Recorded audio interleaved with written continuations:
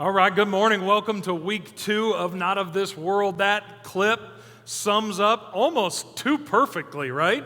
Almost too perfectly exactly what this series is about. We believe just that every single person on this earth, in this world, has been born of a human mother and a human father. But we also believe that people who put their faith in Christ, who follow after God, they have another Father, not of this world, who has given them a new name. And so we want to talk about how to be people that aren't like the rest of the people in the world. We're not of this world. We belong to the kingdom, which Jesus referred to as not being a part of this world. And so we follow after that kingdom, which means and I know this may not be you yet, you might just be here checking things out.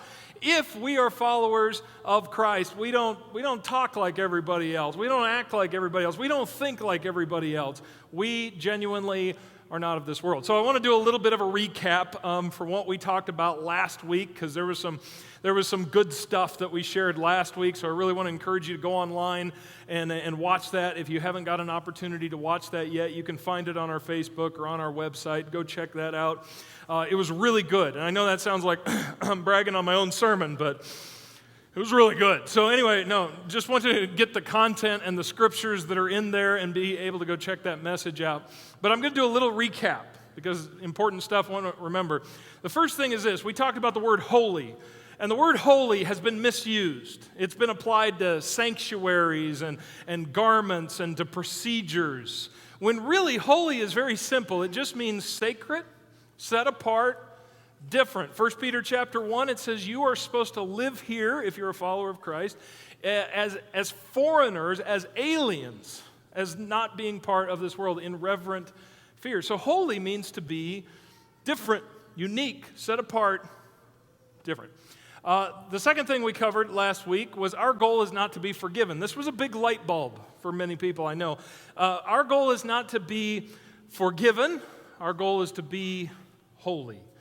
We don't pursue ultimately just to be forgiven, because that's what we want to know. We're like, okay, what do I got to do? I got to go to church.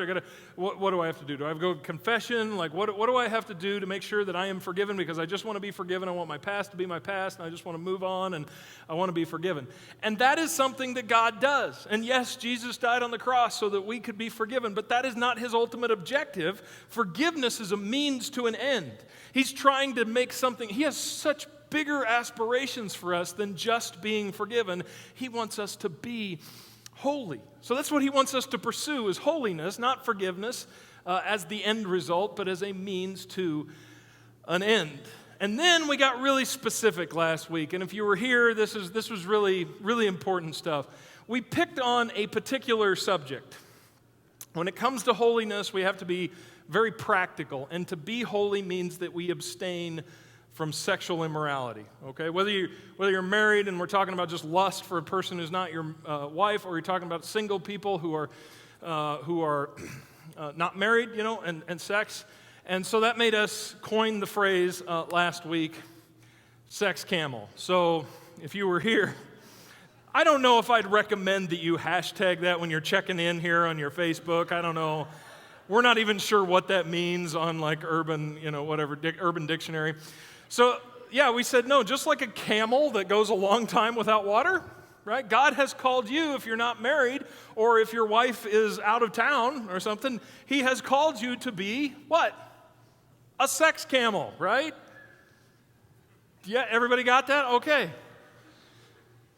You're really puzzled as to what to do with that information, I can tell. So, the opposite of that is what we announced last week. Or your other option is, get married. Get married. And so we have an opportunity. August 7th, we want to marry you. We want to make this simple for you. We want you to follow Christ. Now, here's a little bit of the thing. We've received a lot of positive feedback on this. But one particular thing we've got a little pushback on is some people are just like, man, it seems like you're treating marriage pretty flippantly.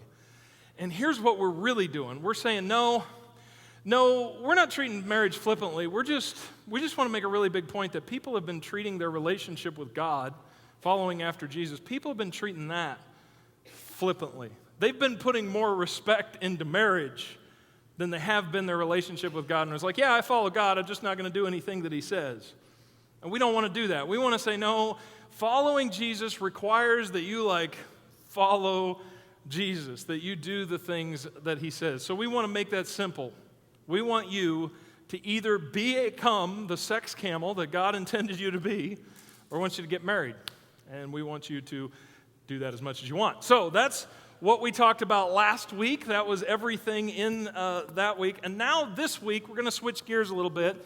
And our goal is not to pick on a particular sin each week. That's not our objective. Our objective is to talk about just how we become holy people. And so today what we're going to talk about is what does holiness look like in our life? What does holiness look like? Like, how do we become holy? Because I can't go through each individual thing and tell you about each individual thing you need to change in your life. I can just tell you in general the shifts that need to take place. So we're going to talk about 3 shifts that need to take place in your life. The first one is this: live here, but don't love it here. Live here, but don't love it here. This past week, I led our junior high, our middle school, and our high school kids to a week-long youth event in Cincinnati. I was there for a week. The whole week we were there. It was kind of a long week. I wasn't really home. The food was pretty good, so I was pretty happy. But I wasn't home, right? And I was with a bunch of middle school girls and boys. You know, I was away from my home. So it was there, and I was fine, but I wasn't at my home. And I dreamed at night of coming home to my bed, because I have this thermopedic bed that's like crawling in a cool marshmallow every night. Dreamed of coming in my bed, because that's where my home is. I want to get back to my home. So I was there, but I wasn't loving it.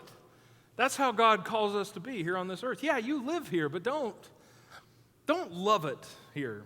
1 John chapter 2, verse 15 says this: do not love the world or anything in the world.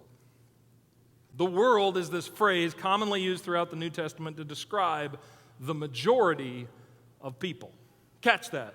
We're not talking about half the people. We're not talking about people in other countries. We're not talking about a percentage of people. He's talking about globally the world.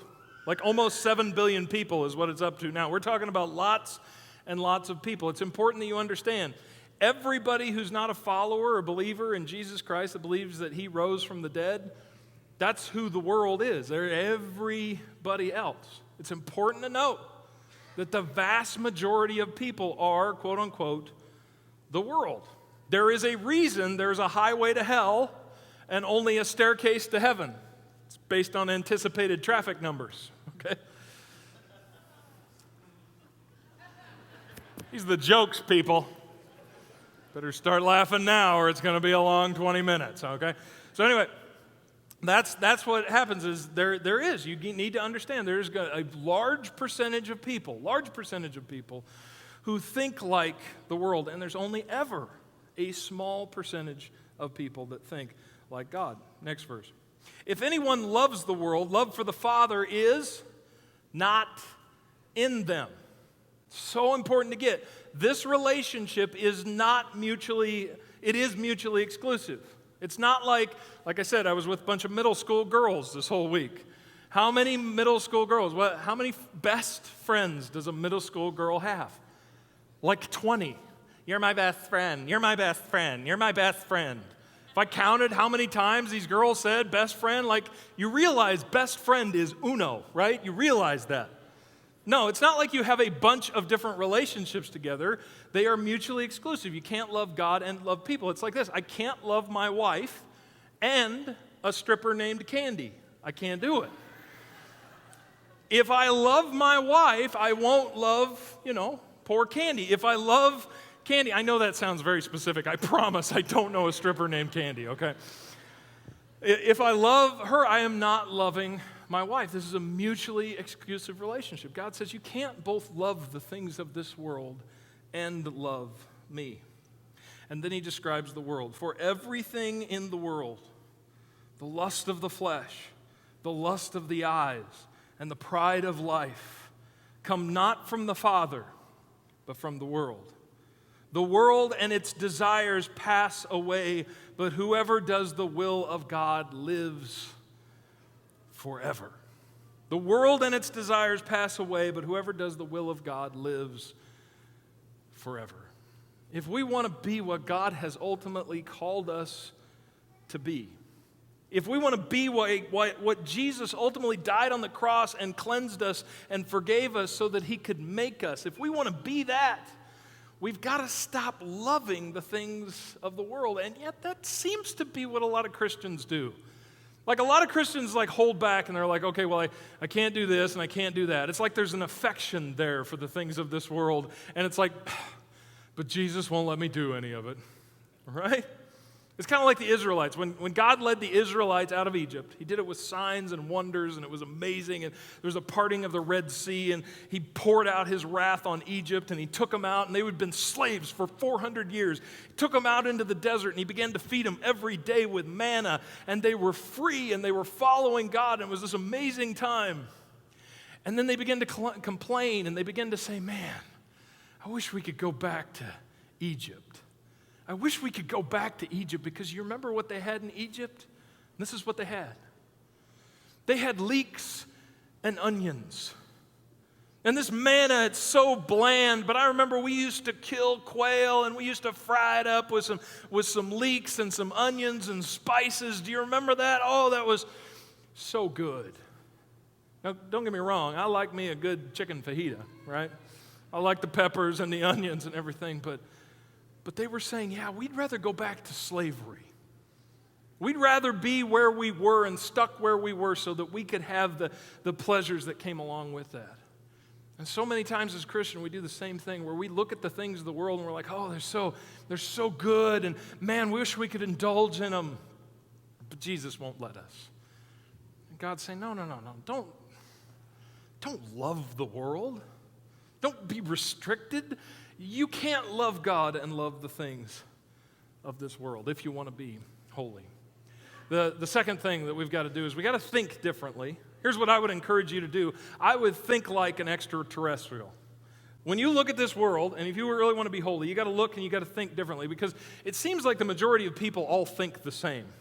I know you might say, well, that's crazy. There's all kinds of people, and all kinds of people think differently. Yeah, but in the end of the day, everybody's thinking very, very similarly. But what if you looked at the world completely different? Have you ever thought about how aliens must look at the world? Like when they see us going around and picking up dogs' poop, our dogs' poop in our own backyard. Can you imagine how an alien, maybe they do this on alien planets, but if an alien were to look at us and be like, what's wrong with you? Like, why would you ever do that, right? Look at this world from an extraterrestrial perspective and just think on a completely different plane. In Romans chapter 12, Paul writes, therefore I urge you, brothers and sisters, in view of God's mercy, to offer your bodies as a living sacrifice, holy and pleasing to God. This is your true and proper worship. Do not conform to the pattern of, there's our phrase, this world, but be transformed by the renewing of your mind. Did you know the most important thing about you are the things that you think about? When you're driving around in your car, when you're standing in the shower, when you're mulling over your life, when you're thinking about your spouse, or you're thinking about your kids, or you're thinking about the people at work, or you're thinking about the things of God, those thoughts determine your actions. And so he says, renew your mind, because if you renew your mind, if you think differently, you will be different. Then you will be able to test and approve what God's will is, his good, pleasing, and perfect will. We have to understand that the most important thing, what determines our actions and the people that we become, whether we're holy people or not holy people, is based on the way we think. I can prove that to you. So this past week, like I said, I was with a bunch of middle school and high school girls and middle school and high school boys. It was a smaller event, so I was actually able to hear kind of what was being said from our girls and boys in our group and the girls and boys in other people's groups. And I've gone on a lot of these trips before, but I noticed something that was there that I hadn't really noticed before. There was a complete obsession with gotta have a boyfriend or gotta have a girlfriend. It just seemed like that was everywhere, right? The way the girls in our group would talk and be like, oh, look at that boy over there, he's so cute, and the boy over there, he's so cute, gotta go be around that boy. Or the guys in our group would be like, girls, girls. And And you could be in the actual group, and there's like 300 kids there, and you could actually kind of hear it in the group. Gotta have a boyfriend, gotta have a girlfriend, gotta have a boyfriend, gotta have a girlfriend. I just smell like teenage hormones, right? When you walk out of there. And you might be sitting out there going, yeah, but don't you remember what it was like when you were that age? And I'm like, well, two things on that. I do remember what it was like when I was that age, and yes, I remember being a horrible person.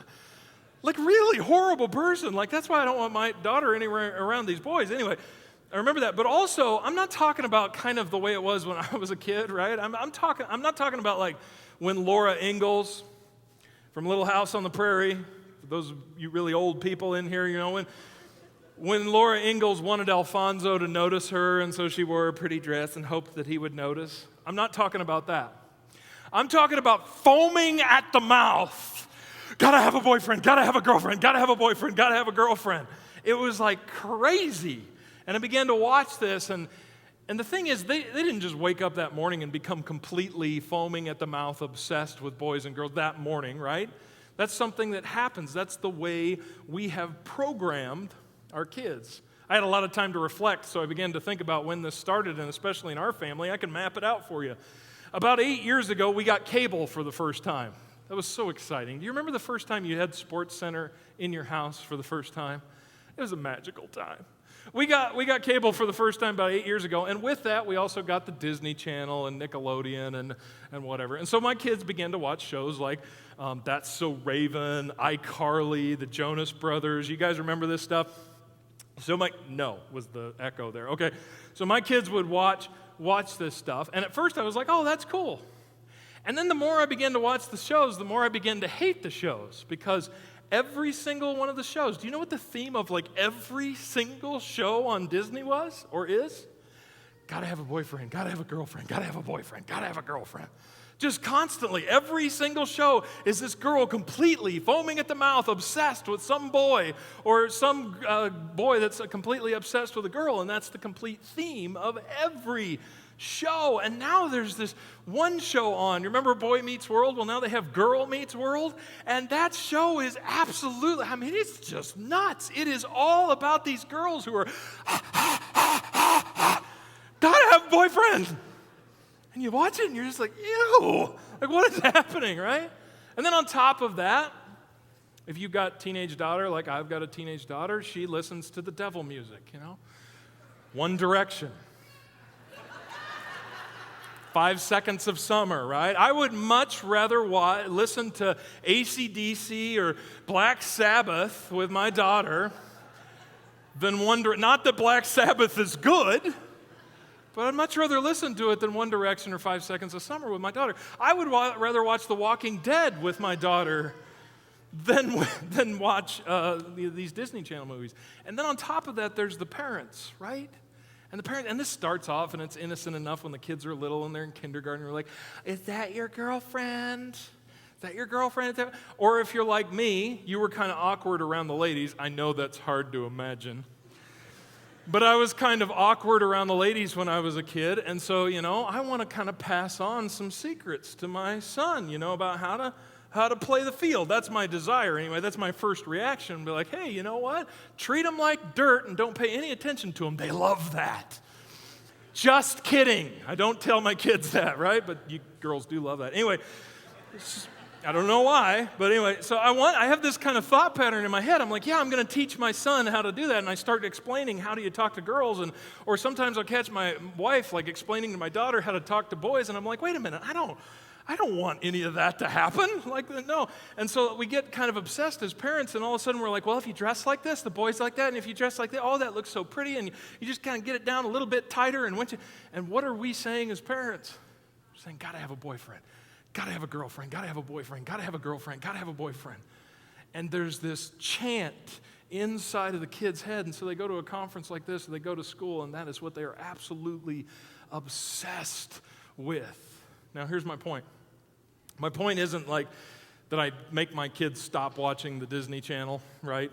My point isn't that I don't let them listen to One Direction. It's that I try to reprogram them. I try to give them an equal dose. So I let them watch Disney, but I sit in there and I watch it with them and I make fun of it the whole time, right? It's the only answer, right? I let my daughter listen to One Direction, but I am constantly reminded, hey, just remember, these kids, One Direction, are horrible people, right? And they're like, yeah, I know they're nice. No, they're horrible, horrible people. Do you know what they're doing right now? Looking at porn. That's what they're doing right now. Because they're horrible people. Just so you know. Taylor Swift, do you know what Taylor Swift wants from you? What does she want from you? Money. That's what Taylor Swift wants. And she will wear whatever, or say whatever, or sing whatever, or shake whatever in order to get your money. So I have to take all this programming that's done with my kids. I let them do that, but then I have to reprogram them. Now, you're sitting out there going, what's the point here? I forgot, honestly. I don't know what the point is. My point is, you and I aren't very much different. You and I are programmed just the way a middle school girl is.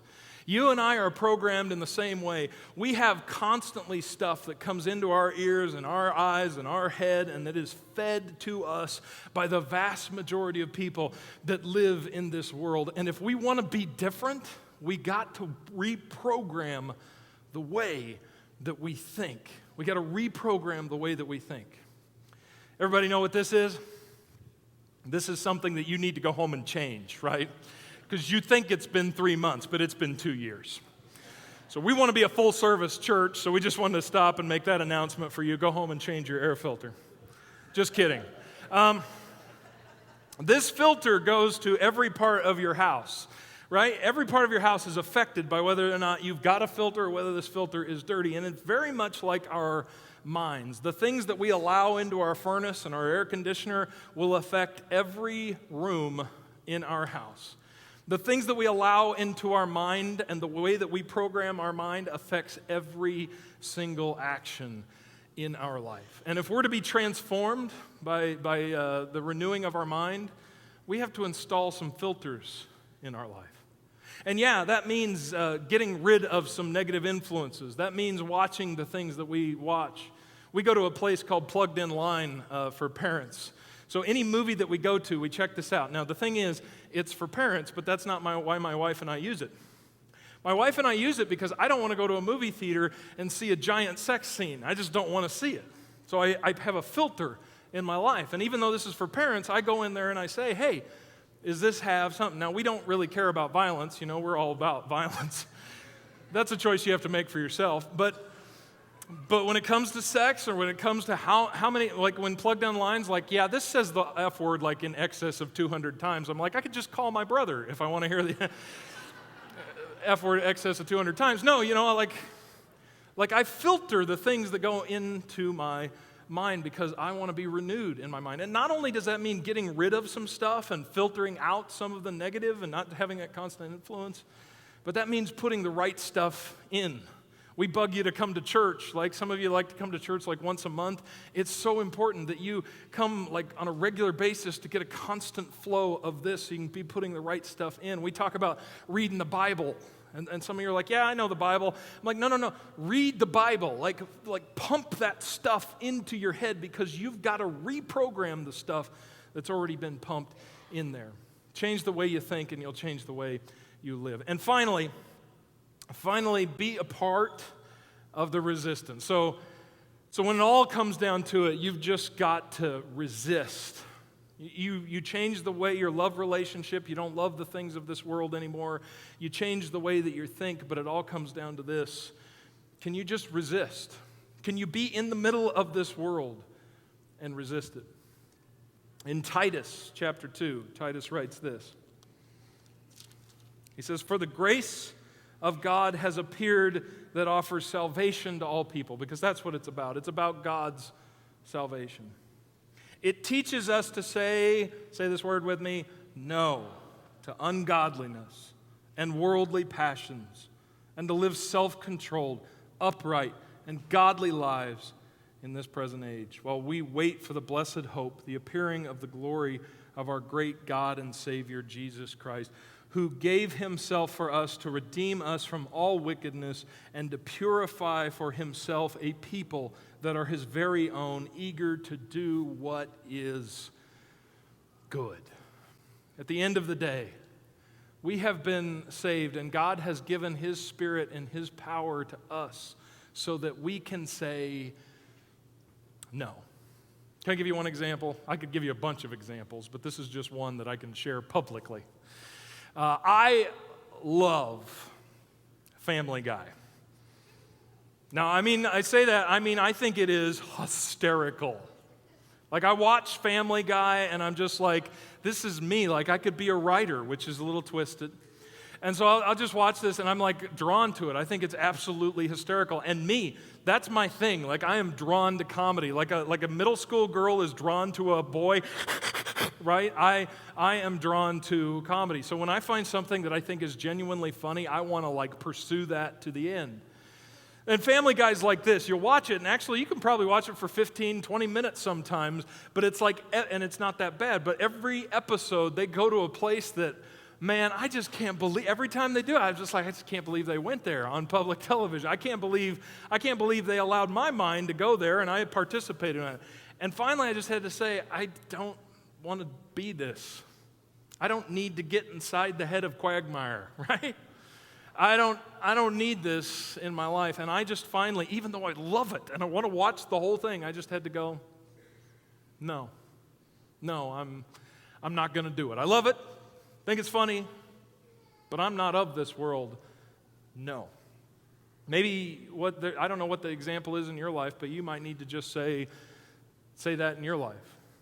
No. Maybe every time you go to the mall, you get back from the mall and you feel a little bit grosser, like a little bit farther away from God. You feel a little bit more materialistic every time you go to the mall. And you went there, and maybe you didn't even buy anything, but let's be honest, you bought something. And you came home, and you just felt a little bit farther away from the heart of God. And honestly, maybe you just need to turn to yourself and say, no, I don't need to be coveting. I don't need to be greedy. That's not where I need to be. Maybe you're on the internet, you're looking around at different stuff, and you see an opportunity to go to a link or read an article. Yeah, it's not really porn, but it's, you know the images they use and the pictures they use to get your click. And you need to say, no, that's not where I'm going to go. That's not who I am. Maybe it's whatever it is in your life. Maybe it's that person across the road and they have a car that you want, or that person that has that house and you have a house that you want, and you think if you could have that, and if you could possess that, and if you could live in that situation, you seem kind of obsessed with it, and honestly you just need to say, no, I'm not a part of this world. No, God has called me to say no to that. Whatever it is, I want you to be thinking about the things in your life that are of this world and not of God. These things that you seek after, that you love, that you seem to be a part of. And be able to find them and say no. And here's the thing, don't do this. Don't look around and say, well, that person does it. That person does it. And that person over there, and it's not really long. Well, if everybody's doing it, no, don't ask that. Just ask, what has God convicted you to say no to? Let me pray for you.